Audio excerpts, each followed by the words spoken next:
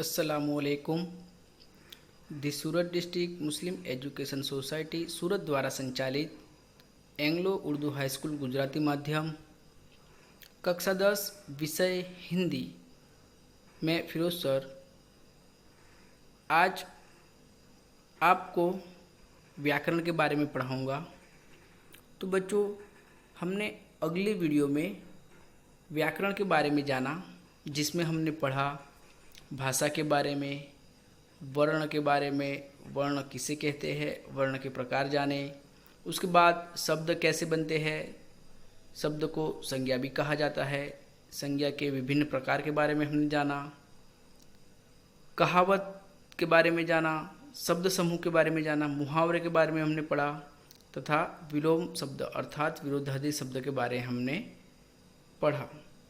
तो आज हम व्याकरण में आगे देखेंगे समानार्थी शब्द, भाववाचक शब्द, कर्तुवाचक शब्द और विशेषण के बारे में हम पढ़ेंगे। तो सबसे पहले देखते हैं बच्चों पर्यायवाची या समानार्थी शब्द। पर्याय शब्द का अर्थ है ऐसी दूसरी वस्तु जो किसी एक वस्तु के स्थान पर प्रयुक्त हो। हम कई ऐसे शब्द देखते हैं जो दूसरे शब्द के स्थान पर प्रयुक्त किए जाते हैं, जिनका अर्थ एक ही रहता है। अर्थात कई ऐसे शब्द होते हैं जो एक दूसरे के स्थान पर प्रयुक्त किए जाते हैं, उन्हें हम पर्यायवाची शब्द कहते हैं। जैसे यहाँ पर कुछ दृष्टांत दिए गए हैं। पृथ्वी, तो पृथ्वी को हम धरती, वसुधा और भूमि भी कहते हैं।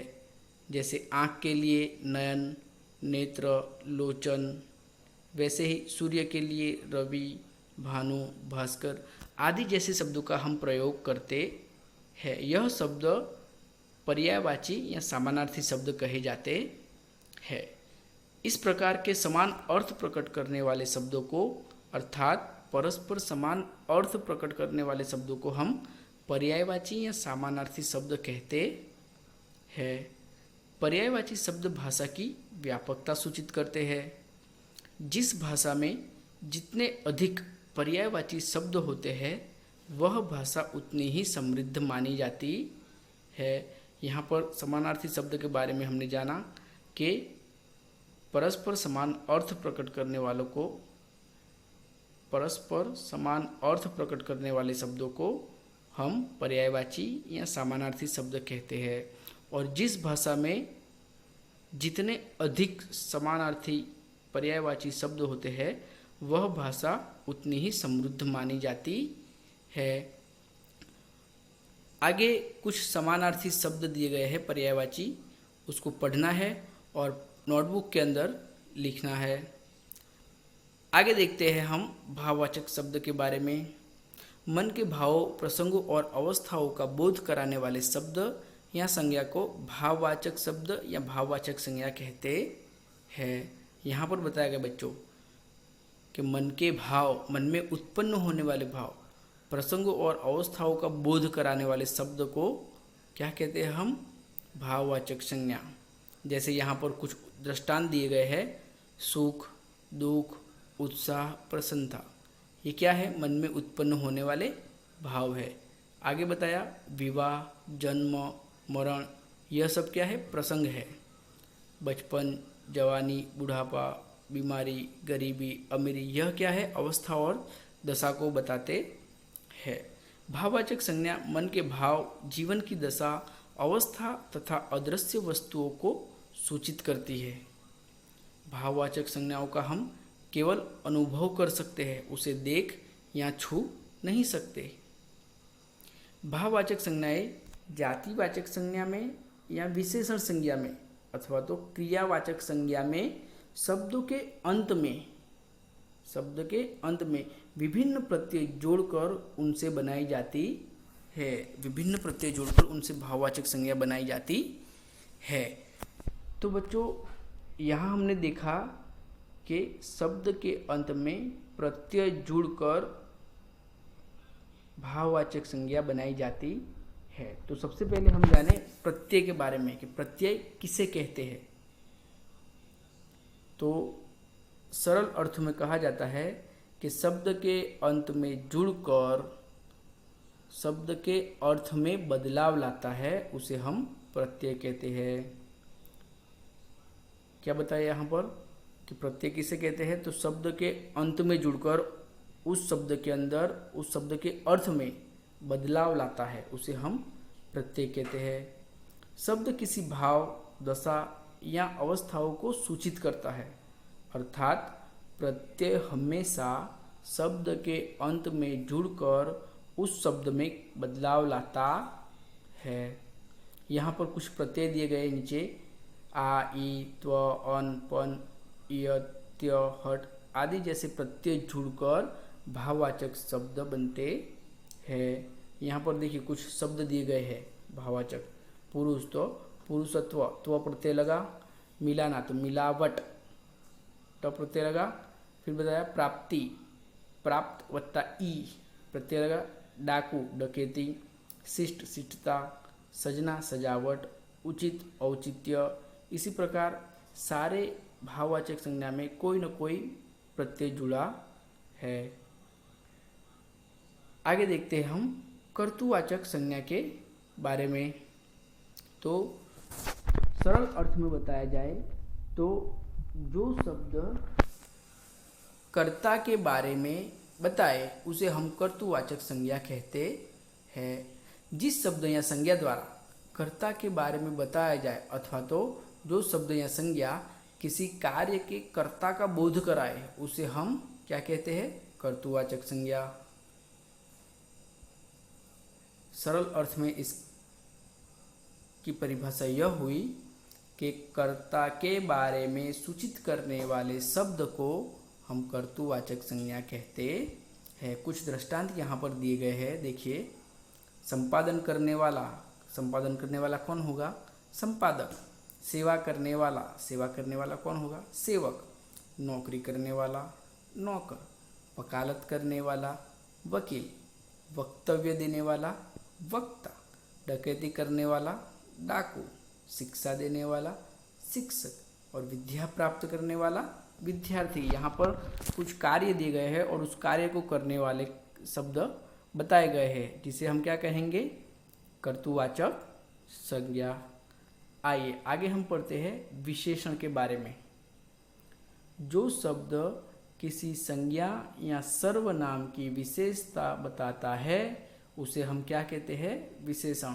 सीधी सादी भाषा में सरल शब्दों में कह दिया गया कि जो शब्द किसी संज्ञा या सर्वनाम की विशेषता बताए उसे हम विशेषण कहते हैं। जहाँ जैसे यहाँ पर एक दृष्टांत दिया गया है, गोरा आदमी, सुंदर फूल।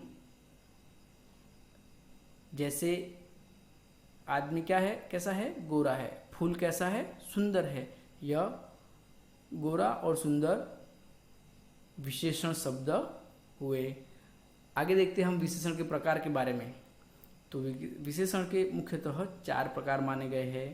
पहला गुणवाचक विशेषण, दूसरा परिमाणवाचक विशेषण, तीसरा है संख्यावाचक और चौथा है सार्वनामिक विशेषण। सबसे पहले गुणवाचक विशेषण के बारे में जानें।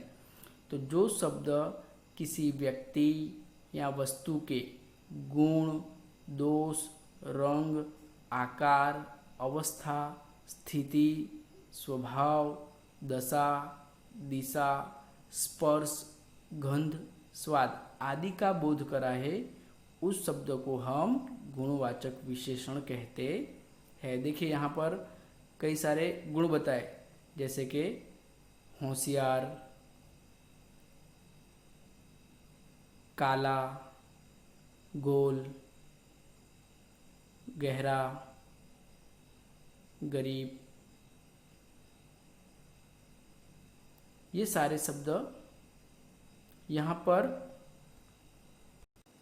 कोई न कोई गुण बताते हैं, जैसे दिशा, उत्तर दिशा, स्पर्श, गंध यानी खुशबू, महक, स्वाद, तीखा, फीका आदि जैसे शब्द विशेषण, गुणवाचक विशेषण शब्द कहे जाते हैं।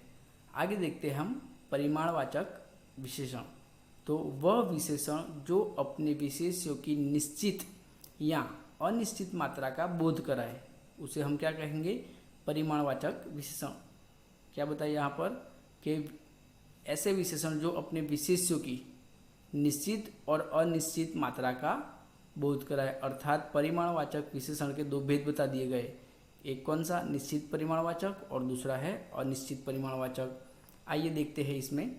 तो निश्चित परिमाणवाचक विशेषण जहाँ नाप, तोल या माप निश्चित हो, जैसे 1 किलो, आधा किलो, 2 लीटर, मीटर, ये सारे शब्द क्या है, निश्चित परिमाण, अर्थात ये निश्चित परिमाणवाचक विशेषण हुए। फिर बताया अनिश्चित परिमाणवाचक विशेषण, तो जहाँ पर नाप, तोल या माप अनिश्चित हो, जैसे कुछ पैसे, कुछ कम, कुछ ज़्यादा, इस प्रकार जहाँ परिमाण कैसा है, अनिश्चित है, उसे हम अनिश्चित परिमाणवाचक विशेषण कहते हैं। आगे तीसरा, संख्यावाचक विशेषण, अर्थात संख्या संबंधी विशेषता बताने वाले शब्द को संख्यावाचक विशेषण कहते हैं। संख्यावाचक विशेषण के दो प्रकार बताए, एक निश्चित संख्या और अनिश्चित संख्या। देखिए उसकी परिभाषा में क्या बताया कि संख्या संबंधी विशेषता बताने वाले शब्द को क्या कहेंगे हम, संख्यावाचक विशेषण। एक निश्चित संख्यावाचक और दूसरा है अनिश्चित संख्यावाचक। निश्चित संख्यावाचक में कौन से बताए, तो कि जहाँ संख्या निश्चित हो, जैसे 3, 4, 6, 8, 10, 5 किताबें, 2 पेने, 3 कलम इत्यादि शब्द जो निश्चित संख्या को बताते हैं। और अनिश्चित में क्या है, जहाँ संख्या अनिश्चित हो, जैसे कई छात्र, सैकड़ों छात्र, अनेक बालक, कई पुस्तकें, ये अनिश्चित संख्यावाचक विशेषण कहे जाएंगे। आगे पढ़ेंगे हम सार्वनामिक विशेषण। तो वह सर्वनाम